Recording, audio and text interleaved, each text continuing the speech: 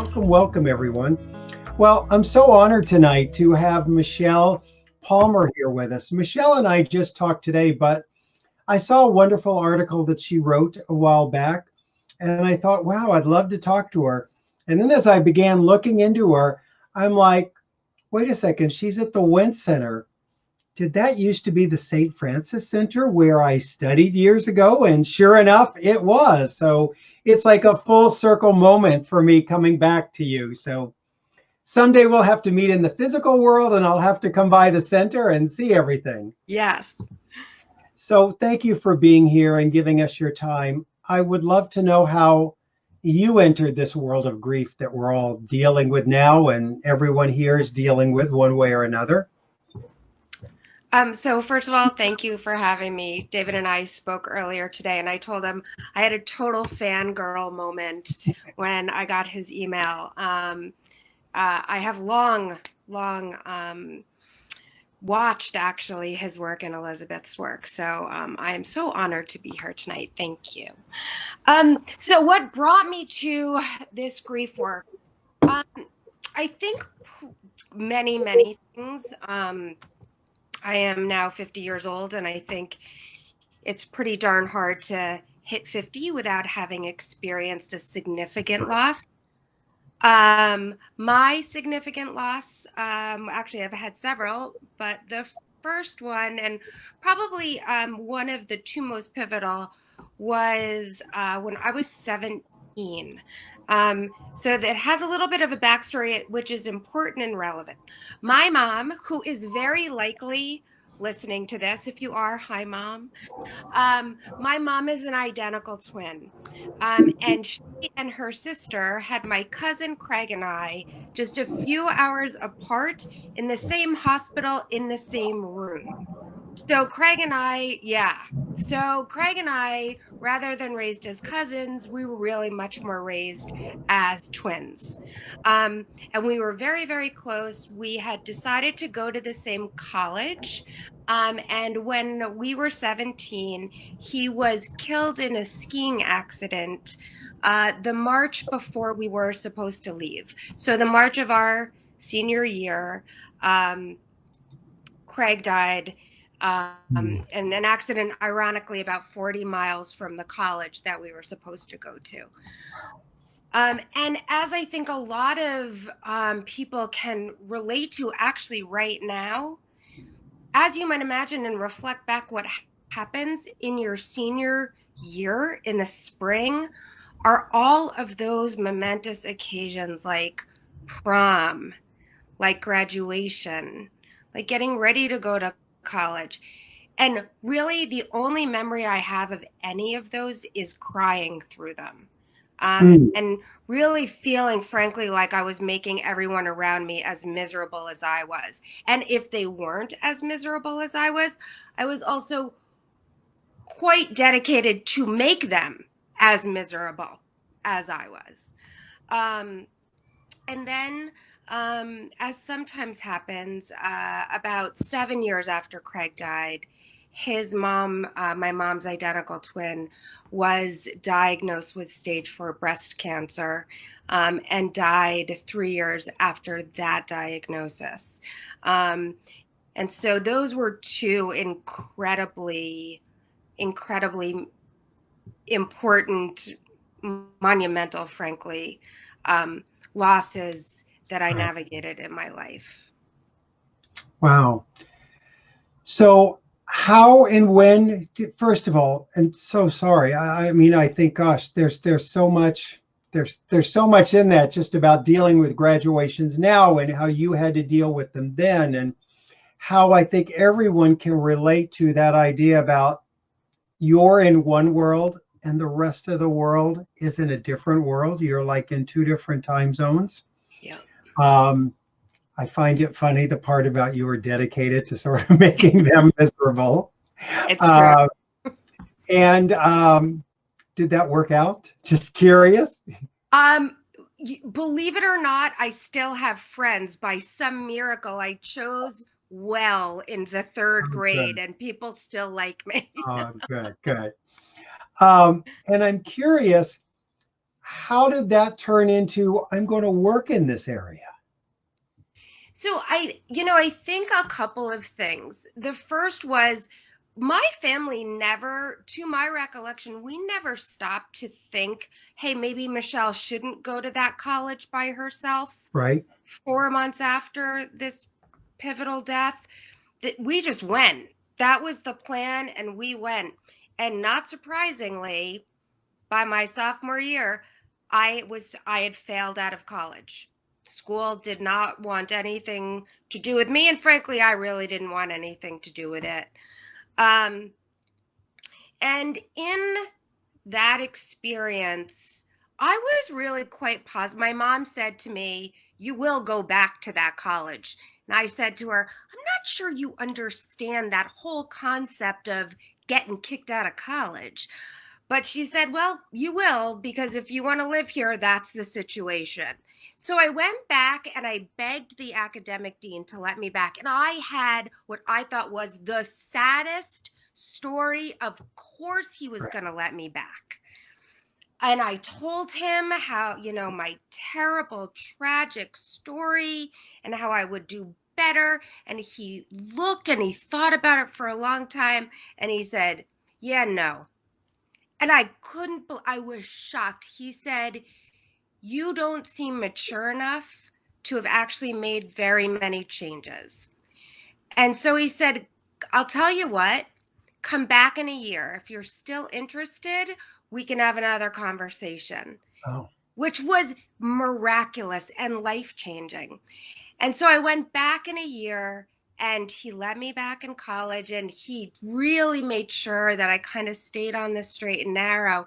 And that was the first time I really actually started to understand the profound nature of my grief, and really realizing how alone I was in it and how unnecessary that loneliness was. And so I knew I wanted to be a social worker. I wasn't 100% sure that I wanted to be in sort of immersed in grief. I was still at that point really acutely grieving because I had spent 2.5 years just pretty much drinking my way through college and therefore not dealing with a thing. And so I had all of this stuff I had to deal with. So I wasn't sure if I wanted to sort of immerse myself. Um, and I, graduated and took a job and then went to graduate school and actually took a job in foster care. And that was the first time it really cemented for me the multiple layers of loss. Um, I had this profound sadness for all of the families, for the foster families, for the biological families, for the foster kids. And everyone's, none of their losses were ever discussed. They weren't honored. It just was sort of like, we've removed you from an unsafe situation to a safe situation. Everyone should be happy. And it felt like very few people were. And as I was talking to biological parents, time and time and time again, I would hear all of these stories of loss and all of this grief and loneliness. And it just struck me that thereby the grace was I, because I felt all of their sadness and all of their loneliness. And I had so many similar losses. And I didn't, much like I didn't have a lot of emotional sort of buttressing. So right. a lot felt like it was by myself trying to figure it out. I didn't want to upset my mom or Right. Craig's parents or my friends. I had my dedication to misery, others' misery had passed. And so it was really then that I really decided I wanted to learn more about the different kinds of grief and how they show up, and what is it that we can do as human beings. I'm unique. I am honored to be a social worker, and I get the privilege to do that work professionally, but you don't have to be. And so I got really interested in how do we as human beings support and shepherd each other through really dark periods. Right. Wow, that's really beautiful. Thanks. It's fascinating to me. I don't know that there's any studies that have been done. When I was young and ready for college, I got a full scholarship to USC, which like now is like, I couldn't afford it. 20 friends together couldn't afford it. And I got a full scholarship back then. And I ended up dropping out. And I remember the shame of that. The shame that I felt that like I got handed this scholarship and then dropped out. And it was interesting to me. It wasn't until decades later I thought about, everything I was struggling with. The school had issues at the time. I ended up going to a talk once for my older son, an admissions talk, and they showed the year that they had the most kids dropping out was my year. So I realized, oh, it isn't just me, but I don't think that anyone ever thinks about what effect grief has on, to look at people who are dropping out of school. Because here you and I have both managed to be successful in the world. And yet there's a time I'm sure we were both feeling pretty bad about who we are in school. Yeah. So it's a really interesting thing. So tell me, when those kind of losses happen, what were your biggest struggles? What do you sort of like when you're at work now and you hear of a case and you've got like X-ray vision and you're like, I know that struggle. What are some of those that you went through? They're different because the relationships were different, but also the causes of death were different. Right. Craig died in a skiing accident. His was a traumatic death for me. So not only was I navigating grief, but I was navigating trauma symptoms, which I didn't know at the time, but I was navigating trauma symptoms on top of the fact that I was 17. And so I had tons of hormones happening and, not really knowing who I was, having absolutely no idea who I was other than I didn't want to be living under my mom's rules anymore. That was really the sum total of who I was at 17. And then, which sounds about right for 17. Right. And then at 28, when Jeannie died of breast cancer, and I helped take care of her at the end of her life. So there was an opportunity to say all of the things and right. to reflect back. And there was, as it was gut-wrenchingly painful, and yet I didn't feel the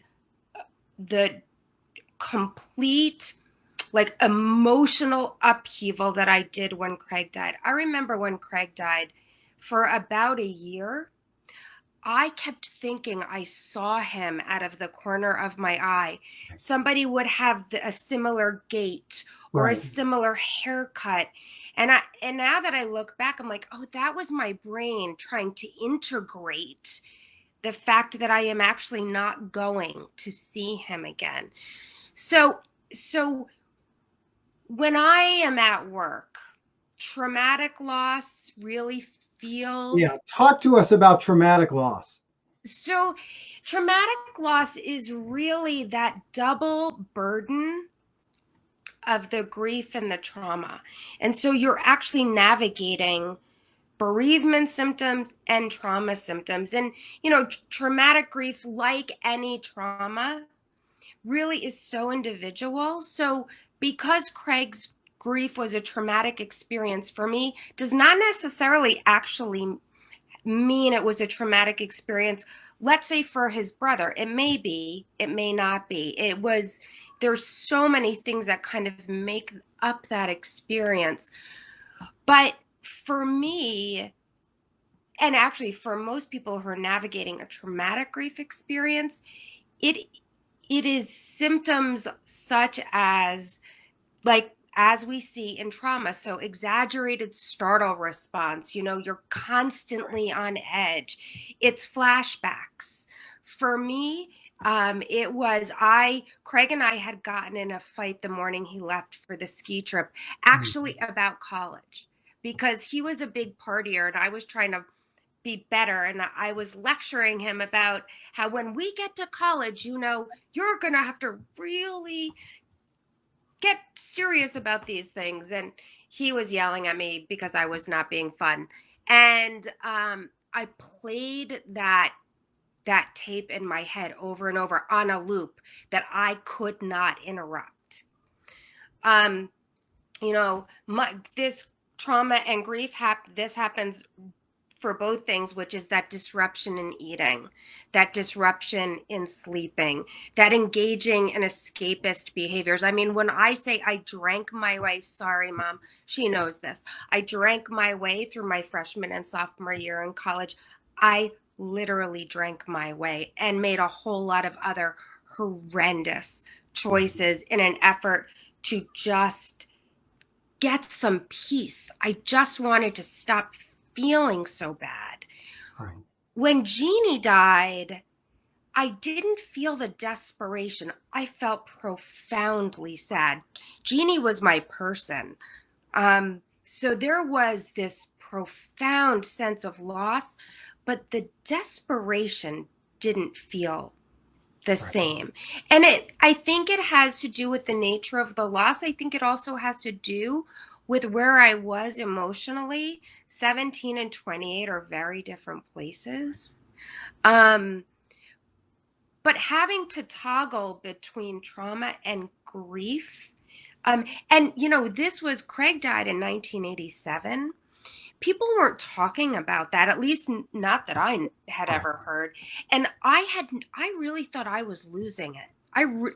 Anytime I would think I saw him, I would think, oh my God, you're actually losing your mind. And now I know that those are trauma symptoms, but they're still unsettling. Even we're talking about it, and it doesn't make it any less unsettling when that happens to you. Let's talk a little bit about that. It's interesting because I think that, I talk about all grief does not have trauma, but all trauma has grief. And I think about one of the things I want to highlight. I remember one day I was giving a workshop for counselors. And on the left side of the room, someone talked about their loved one who died from this type of cancer. And they said the whole family was gathered. They were all there. And it was one of the most profound, meaningful moments that their family ever shared. And someone on the other side of the room said, our loved one had the same type of cancer, and it was the most traumatic thing we'd ever gone through. And how exactly like you say, two people can go through the same thing, and one experiences as traumatic and the other doesn't. So it's so important that, if someone goes, that wasn't traumatic for you, doesn't mean it wasn't traumatic for me. Exactly. Right? So it's all about us and how we experience that trauma. Mm-hmm. And, I just want to go back to one other thing you said. It's a fascinating thing. After my younger son died, I think 2 years later, I was on tour in Australia. And I'm on a bus, and on the bus, 10 rows up, there's a guy who looks just like my son. Looks just like my son from the back. And I sat there going, do I go up? Do I look at his face? Do I ruin the illusion? What do I do? And I decided to walk up and look. And of course, it obviously was not him. But it was an interesting lesson to me that for me now, whenever that happens, I see someone, like I forgot I was somewhere and I saw someone walking and just like you said, had my son's gait. And I just went, I'm not going to figure it out. I'm just going to enjoy it. Just like that's how he looked, and just sort of let that in. Yeah. But it's an interesting concept of seeing that person and how for me, just like we relate to trauma, for me, I didn't experience it as traumatic. And for others, it could be traumatic. Everywhere they turn, they see their loved one. Someone says, could you define traumatic grief? So there's lots of different definitions, but really when you boil it down, it is the co-occurrence of both grief and trauma. And so trauma is, as I said, it's very individual, but it is something that kicks part of your brain into gear that sort of that it's fight, flight, and freeze. When I talk though about traumatic grief, it's not quite that, because we know that we're not in danger. But why that happens in our brain is because somebody that we love is or was. And so because of that, it brings the symptoms of trauma along with the symptoms of bereavement. And, it's really hard. In fact, I think many practitioners would argue impossible to move through emotion when you're in a traumatized state, because that part of your brain is simply the part that moves emotion through doesn't really work yet, because your brain is still keeping you alive and the people you love alive. And so at the Wendt Center, we do tend to treat the trauma first so that you have access to that part of your brain where you can make meaning to sort of to your step and make understanding of the loss. And so we do tend to treat the trauma and the symptoms before we tackle their grief. Right. One of the things that I often think about, and I try to make the distinction for people, is there is the traumatic event that happens. You're in this traumatic event, everything you say about your brain. And then the traumatic event is actually over. Sometimes your mind knows that. Sometimes your mind doesn't know that. And I really try to help people, like you said, I understand the trauma isn't over, but the event, your loved one isn't being smashed now. They're not being murdered now. That has ended. And that's just like you said, you have to go through that step, then the trauma, then the grief. So you mentioned making meaning, which obviously meaning is important to me. And I'm curious, the article that I read, you talked about post-traumatic growth, which I talk about too. We all talk about post-traumatic stress and not enough about post-traumatic growth. So what do you know about that? What can you share about that? Oh, I know a lot about that, because I have the privilege of literally every single day watching it at the Wendt Center. I don't think any of us who are in the field of grief and trauma could stay in the field of grief and trauma if we did not have the honor of watching growth happen all of the time. So for me, post-traumatic growth is, while none of us want the terrible thing that happened to happen, it did. And as a result of that, we have a fill in the blank. So a better relationship with whomever your God or the universe is, deeper relationships with your loved ones, a better understanding of self.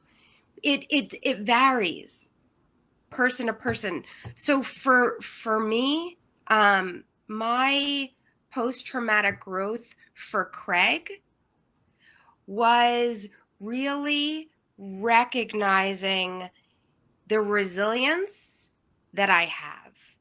And not just like, oh, I'm resilient, this terrible thing happened and I can bounce back. But it's oh, this terrible thing happened. And not only can I bounce back, but I actually think that I love people more deeply as a result of that loss. I, for better and worse, I think people would argue, don't leave things unsaid. My family never gets off the phone, even when we're furious with each other, without saying, I love you. That's part of it. When Jeannie died, my post-traumatic growth was actually, it wasn't actually in Jeannie's death. It was in watching my mom navigate her identical twin's death. Mm. And the growth for me was in this, in my mom wakes up every single morning happy. She decides every single morning that she's going to be happy. She has a million reasons not to be happy. Right. And watching her decide that I am going to find joy in something every single day, even though the world has taken the single most important person to me. I mean, I'm pretty sure my aunt was more important to my mom than her own kids. They went into labor together. They did all the twin things.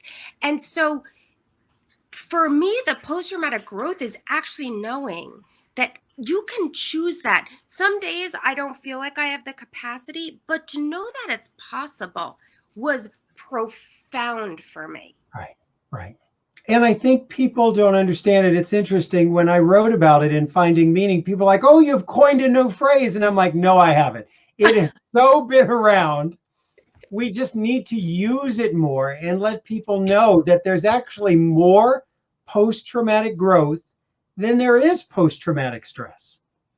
And I really do think in some ways post-traumatic growth and meaning are somewhat interchangeable, that it's two words that describe something in us.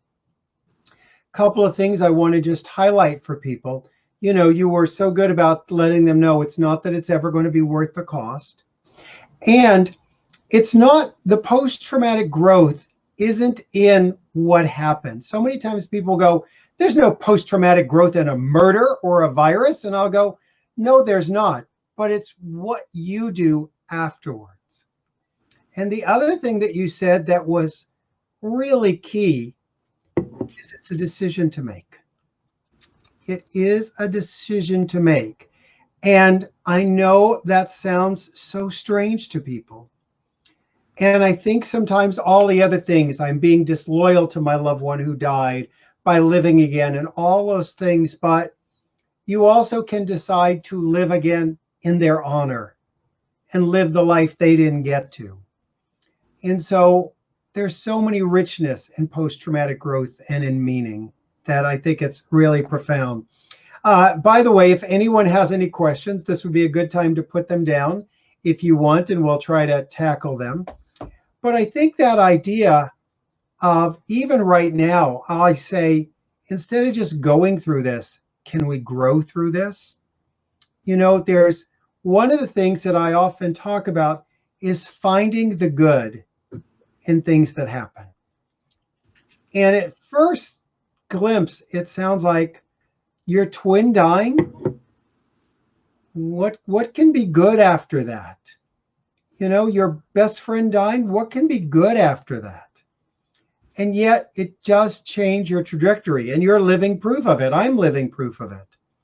You know, so I want to read some of these if we can. Ready for some questions? Sure. All right. Lots of thanks, lots of love, as you can imagine. Rachel says, I have so much PTSD. I feel like I should have been able to keep my husband from receiving a head injury from a random act of violence.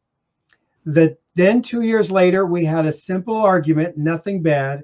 When I went to get ready for bed, he went into our basement and shot himself. I feel like I will never be able to recover. It's been 2.5 years. I wish I could find some help. Oh my goodness, Rachel. So tragic. Well, Michelle, you want to chat about that for a moment? Sure. So Rachel, I think there's a lot. One of the things I most want to say to you is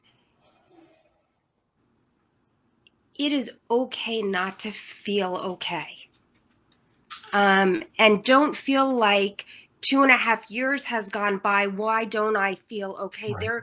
We have so much negative chatter that happens up in these brains of ours that it actually makes it worse. And so taking a step back, and I think, first of all, thanking yourself for getting up every day, because that is a choice, and it's a choice that not everybody makes. And maybe it's not a choice you can make every single day, but for some days you get out of bed, and that's a great thing.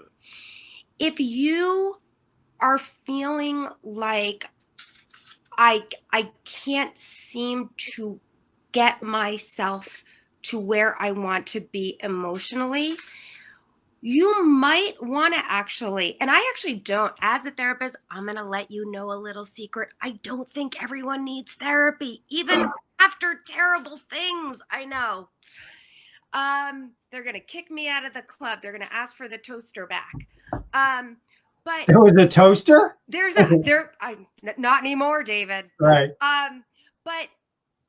But if you feel stuck, you may actually need help with the trauma part of it, Right, before you can get to the grief. And so I would recommend actually looking for a therapist who specializes in both grief and trauma, because it is an interesting and special intersection. And so you want to get to both. But first, tell that critic in that brain, settle down. and here's the challenging thing, and I feel like people are here because they want to help, so I give it to them. There's a number of things to just keep in mind, Rachel. One, this idea that you should have been able to keep your husband from having, and you say it, a random head injury. You don't have that kind of power. You don't have that kind of power. I mean, I can't stop random things from happening. So, sometimes we have to just realize how much we're beating ourselves up over something we don't have control over. And my goodness, Rachel, you've been through so much. And like Michelle mentioned early on, it's this primitive protective mind that's trying to find control, but it ends up being cruel to you when you need really extra love and compassion from your mind, because you've had a terrible tragedy with a death by suicide. And just, I hope mental illness, being mentally compromised, death by suicide, they are illnesses. They are not a choice. And you couldn't, as the 3 C's talk about it, you couldn't control it, you couldn't cure it, and you didn't cause it. So it's really important. Doris says, do you know anything about EMDR for trauma therapy? Thoughts on that? I am a big fan of EMDR. For those of you who don't know what EMDR, it's eye movement desensitization and reprocessing, which is why we just call it EMDR, because that's a mouthful. But EMDR is an evidence-based treatment for trauma. For some people, the course of treatment is actually shorter for EMDR than it is for talk therapy. It helps us access parts of our brain that we can't typically access through language. It works on kids and adults. And it is becoming much more common. It used to be hard to find clinicians who know how to do EMDR, but it is easier now. It's interesting. People have asked me to bring a couple of people on. They've said, bring someone on who does tapping, bring someone on who does EMDR. I mean, Nick Ortner, who wrote the book on tapping, is going to be coming on. And tapping is something you can kind of do visually like this. I don't know that someone can demonstrate EMDR in this kind of setting. I think it is more experiential that you go to someone, you know. Would you agree with that? I would, and I do think it's also important that you find a clinician that you're going to do EMDR with that you trust, Right. because it is going to be different than you've ever experienced before, and to be able to really get the full benefit, you have to trust the clinician that you're working with. Right. Stefan says, everyone is so focused on getting back to normal. What about the mass trauma of loss, life, and security that we're all still in? You know, I was actually thinking about what is I'm a grief therapist. I love a good metaphor. So I was trying to think about what is the I what love is a good metaphor. what Yeah. is the metaphor for this collective grief? And if you are grieving in this collective grief experience, and one of my thoughts was, I have you ever walked over one of those suspended bridges that it's very, very shaky, and so you feel every single step and your feet are never solid under you? I imagine that grieving in the time of COVID is like crossing a bridge like that in the middle of a massive earthquake. And so there's nothing solid.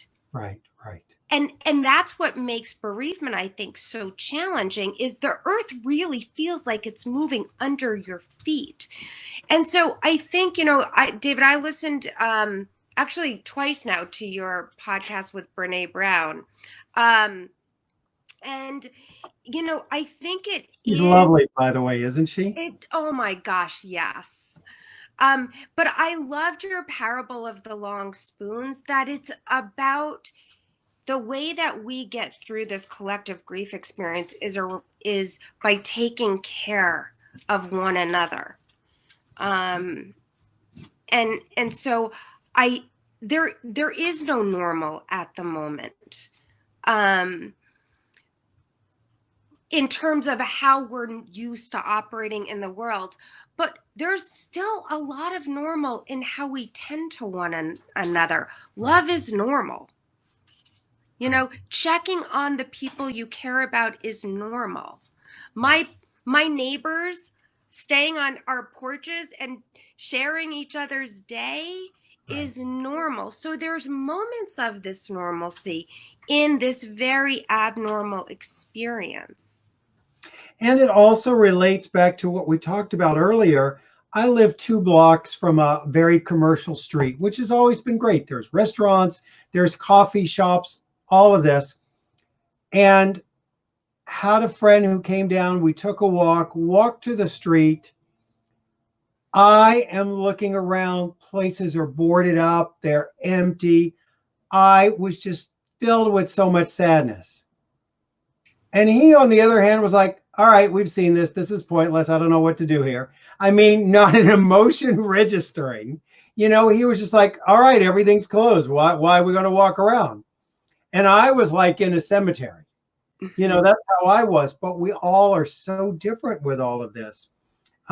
So you'll also be surprised. Some people aren't as, the bridge isn't shifting as much for them. Mm-hmm. All right, let me see a couple other ones.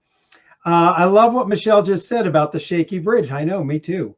And I'm in grief. Started early in COVID regarding my husband's loss. Oh my goodness, so sorry to hear. Let me just see here another one. Sally says, having watched my husband suffer terribly for the final 5 months of his life from pancreatic cancer, I know I have PTSD 7 months after his death. Just watching him be a human pincushion and wasting away was horror. So one of the I think struggles for people, I can speak for myself, is trauma does tend to be sensory. And so we are reminded of trauma through our senses. And so when it is, when it's an illness, there are so many things that we see, that we hear, that we smell, that become triggers for us as we try and move beyond it. And so I think that it is a matter of actually recognizing those triggers and actually calming yourself down. And it's so easy to do. It really is, just as it's big breaths in, holding them for a minute, and then slowly breathing out. It actually calms your nervous system down and helps sort of that unnerved feeling go away a little bit. But you gotta first recognize to that brain, oh, okay, this is a trigger. He's no longer suffering. Right. And frankly, I'm no longer suffering, because when someone we love suffers, we suffer as well. Couple things I want to add to that. She says 7 months after his death. I just also want to say 7 months is like the day before yesterday in grief time. And I also want to make a distinction. There is, I want to be careful we don't label ourselves as damaged. You're in grief. And there is a difference between post-traumatic stress and post-traumatic stress disorder. Yes. At 7 months, I don't know that you have a disorder.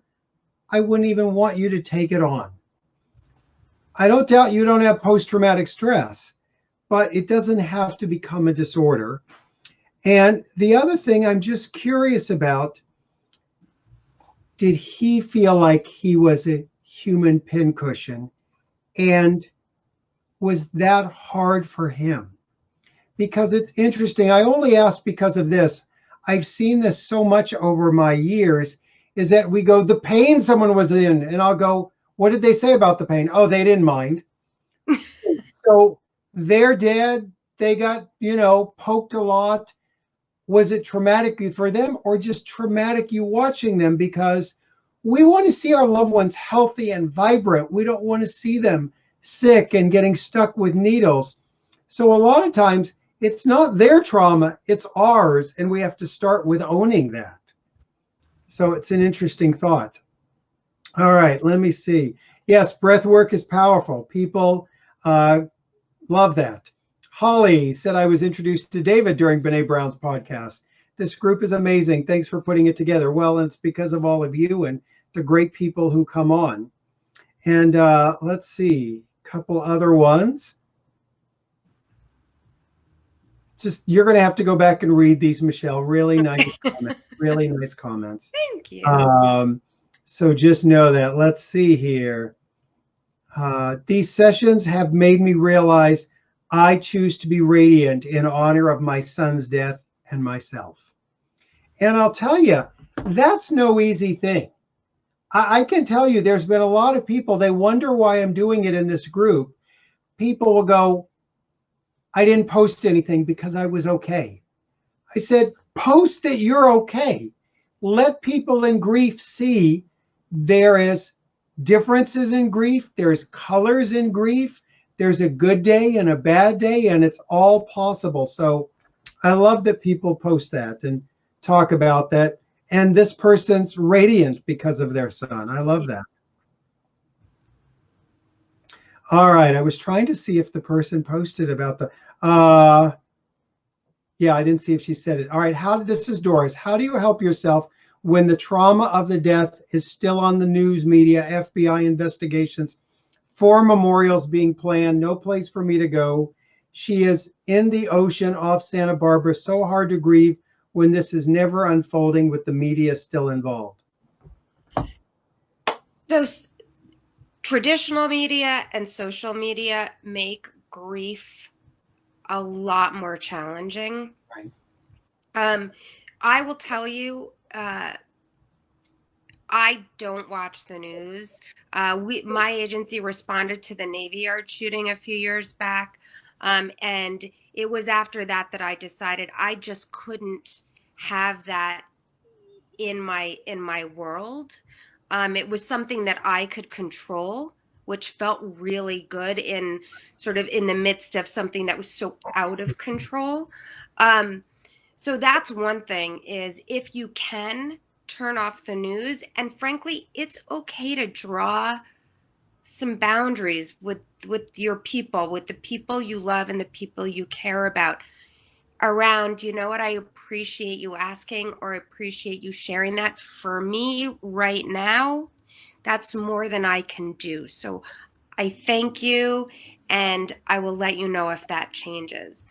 I think it also, you raise an interesting point also around, I don't know if your loved one died by homicide or not, but when there's a death by homicide and the perpetrator is caught, it doesn't matter what that penalty is. That family is having to navigate that along with the perpetrator, because there's hearings that happen. And so for folks who are supporting people who are navigating that very unique homicide bereavement experience, also please remember that they have that added layer of media, social media, the justice system. And so that all layers on top. And so again, sort of what can you do? It's about the extra loving, and it's about asking, you know, when somebody we love dies, regardless of how they die, it takes away all control we have. And the best thing that you can do is help somebody who's bereaved get a little sense of control back. And it can be as easy as what you're allowing to be in your house, and asking people what they want and don't want. The other thing is, I have worked with a lot of celebrities and celebrity families over the years. Just because I live in Los Angeles, they just happen to live here. That's sort of the key to it. And the ones that have navigated that well recognize they have their personal bereavement experience that is most important. And they often will ask someone a little distant to monitor the news for them, to let them know if there's something that needs to be responded to, because the news is going to sensationalize your loved one or the tragedy of it and all those horrific things. We've also had some incredible people on here that you can go back and watch some of their videos. We had Kim Goldman on, whose brother Ron Goldman was murdered, obviously. We had Will Reeve a few nights ago talk about his father, Christopher Reeve. So a lot of people have had to deal with this, and my heart goes out to you. And you deserve a personal experience of loss. And the good thing is, you can tape all of it to watch someday later. You can tape it, that sense of I'm going to miss it.